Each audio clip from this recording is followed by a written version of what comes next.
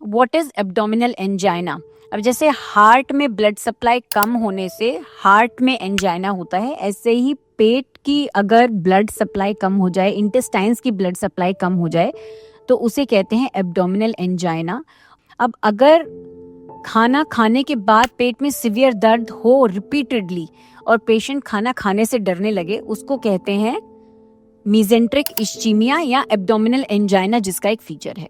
तो अब इस पेशेंट को, हमारे जो आप स्क्रीन पे देख रहे हैं, उनको सिमिलर प्रॉब्लम थी, खाना खाने से डरने लगे थे और वेट लूज होता जा रहा था।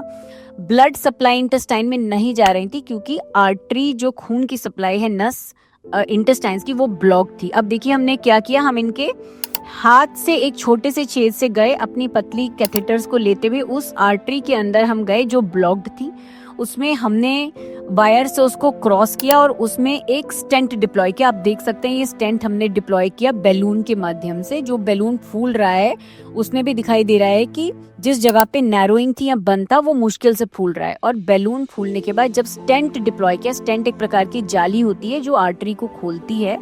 तो देखिए ये पहले की इमेज है जिसमें ब्लड नहीं जा रहा था एक सेगमेंट में पूरे आर्टरी के, और जब हमने ये स्टेंट डाल दिया तो इंटेस्टाइन्स में जो आर्टरी बंद थी उसमें फुल फ्लो जाने लगा और पेशेंट का जो इंटेस्टाइन्स का पेन था वो रिलीव हो गया और पेशेंट नॉर्मली खाना खाने लग गए और उनका वेट भी इंक्रीज होने लगा। तो ये इंटरवेंशनल रेडियोलॉजी के फायदे हैं जिससे हम बिना ऑपरेशन के बहुत सारी चीज़ों को ठीक कर सकते हैं।